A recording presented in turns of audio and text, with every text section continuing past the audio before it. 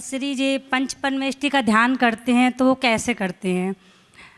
पंच परमेष्टि का ध्यान करने पर पहले आप सीधे बैठ जाएं, फिर अपनी एनर्जी को बैलेंस कर लें।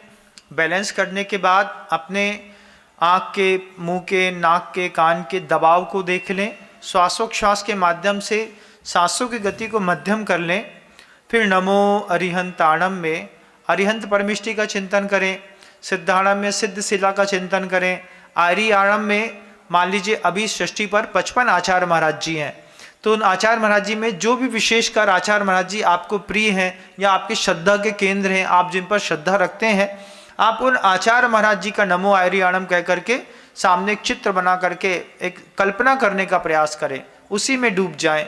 नमो उवज्झायाणम में वे साधु परमेष्टि जो बहुत अच्छे तरीके से पढ़ाते हैं, पढ़ते हैं, लोगों को ज्ञान ध्यान में लीन रखते हैं, ऐसे उपाध्याय परमेष्टि का चिंतन करें। और नमो लोय सब्ब साहुणम में दोनों चीज़ें देखें, किसी एक विशेष साधु को भी देखें जो आपका इष्ट हो, और फिर पूरे संघ के भी दर्शन करने का प्रयास करें।